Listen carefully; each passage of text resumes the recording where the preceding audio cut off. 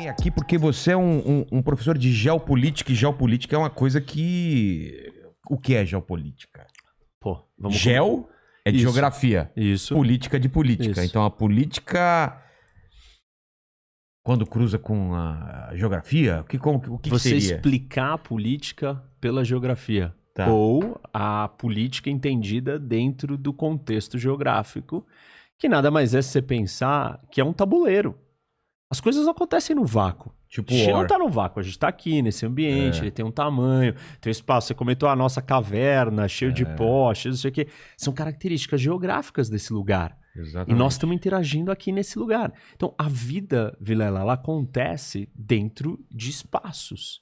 E esses espaços têm impactos em quem você é, como você se comporta, o que você precisa, o que você quer. Ou seja, de uma certa maneira, o tabuleiro ele vai determinar o jogo. Clima, topografia, solo. Demografia também está dentro da geopolítica, né? Solo, acesso ou não ao mar, costa, vegetação. Hidrografia. Tudo. Hidrografia é um dos maiores determinantes de riqueza, Exatamente. por exemplo. Infraestrutura gratuita.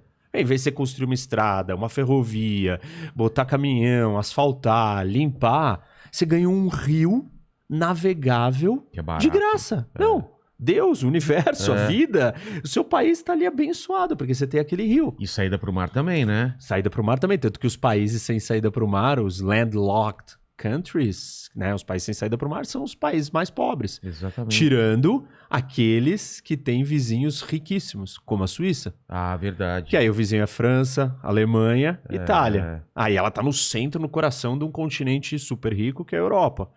Então, quer dizer, o país sem saída para o mar, ele depende muito do seu entorno.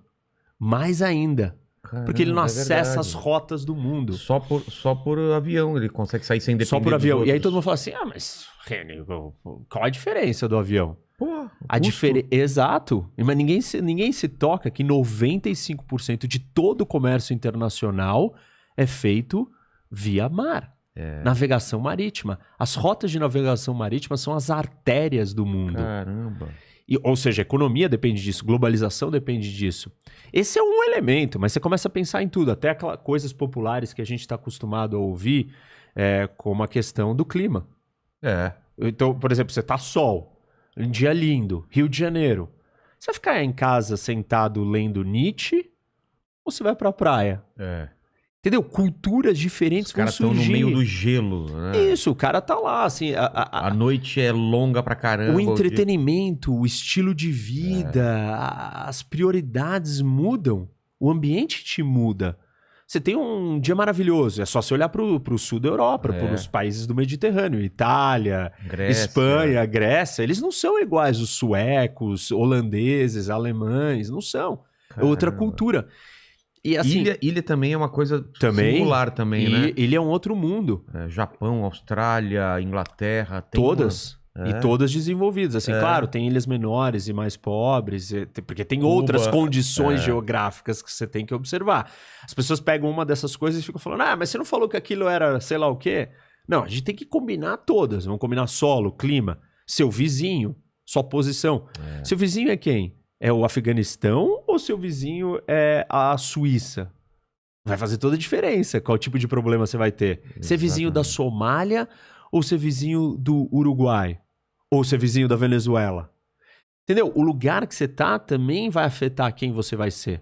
Com certeza. Porque são quem tá do seu lado, quem são suas companhias, os problemas que vão surgir dali. Montanha ou o clima, né? O clima não, a topografia plana. Ou uma ilha, você tem culturas diferentes. Por exemplo, países que são ilhas, você tem mais fluxo de comércio. Então você tem mais trocas. Então tendem a ser sociedades mais abertas. Mas, por exemplo, a Oceania, ela é meio afastada de todo mundo ou não tem nada a ver? Isso, ela está afastada. A questão da distância é um fator. Mas por ela ser, um lugar que tem acesso ao mar fácil, ela não é igual uma cultura de um país como o Irã. Ou como o Afeganistão. Porque é montanhoso e aí você preserva identidades antigas e as pessoas não se misturam. Então esses lugares tendem a ter menos unidade. Quais, por exemplo? Montanhosos. Montanhosos. Porque você não misturou, entendeu? Tem alguém vivendo numa montanha de lá, outro na daqui. Clãs, tribos. Isso, clãs, tribos, identidades preservadas muito mais conservadores. Então, assim, é muito complexo, é muito interessante, porque a gente não olha com essa lente, né? A gente não enxerga o mundo desse jeito. Porque a tendência da gente é analisar tudo a partir da nossa cultura, da nossa geografia, da nossa visão. É óbvio que o pessoal que mora lá no frio odeia o frio e quer vir pra cá, e não necessariamente é isso. Ou por que os caras se vestem dos pés à cabeça? Por que eles cobrem as mulheres? Porque a gente não consegue entender certas coisas, né? Não, é muito distante pra gente. E você não consegue olhar uma coisa que você acha que é básica. Você fala, não, vegetação, clima vai afetar um país...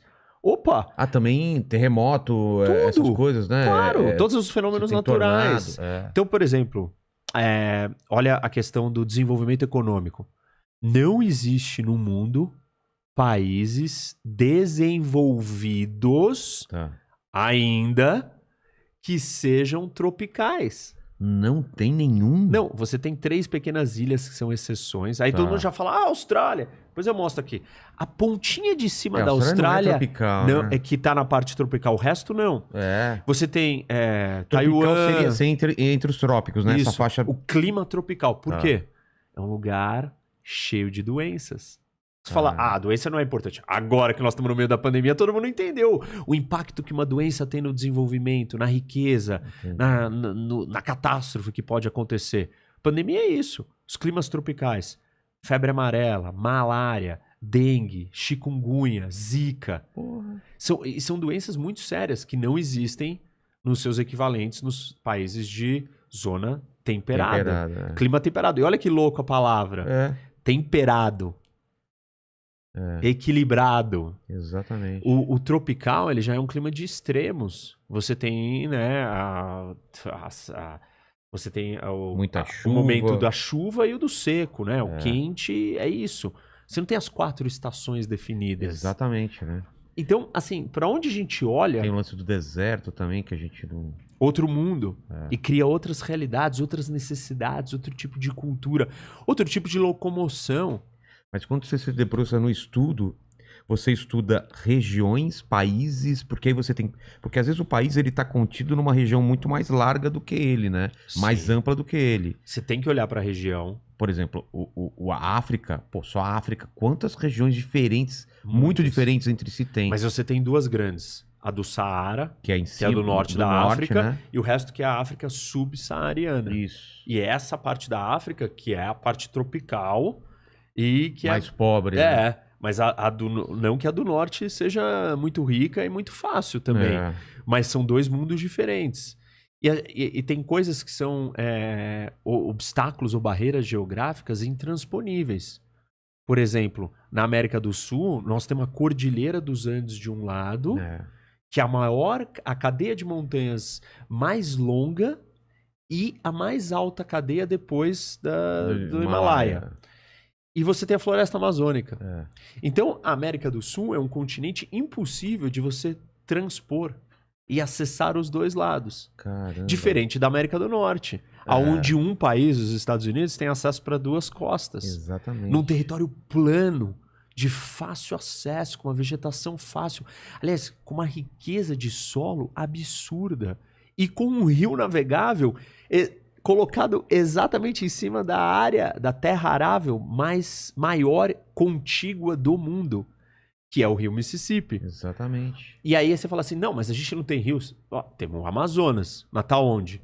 Lá no Amazonas. Que é uma área de difícil acesso, de difícil vivência para o ser humano. Tem rio pra caramba, não tem? Paraná... Todos esses rios nossos do sul, onde que eles desembocam? No delta lá do Buenos Aires, lá, né? Isso. Como chama? Delta Bacia do Prata. Bacia do Prata, exatamente. E o que acontece? O Brasil nunca conseguiu usar esses rios porque você ia estar atrelado economicamente aonde ele chega no mar, que é a Argentina.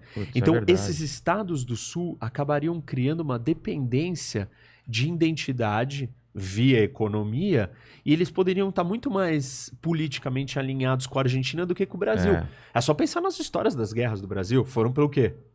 Exatamente por aquela região. É verdade. Porque ali é o lugar mais rico da América do Sul, é lá. Não é a Amazônia. Porque nós não chegamos no nível da economia mundial de desvendar, né, a riqueza que ainda vai chegar, biológica, biológica tecnológica, sem destruir, mantendo a preservação e lidando com a dificuldade daquele bioma. Exatamente. Aquilo ali não é um negócio fácil para o ser humano viver ali. Com certeza, eu já morei lá, cara. Morei em Manaus. Você sabe.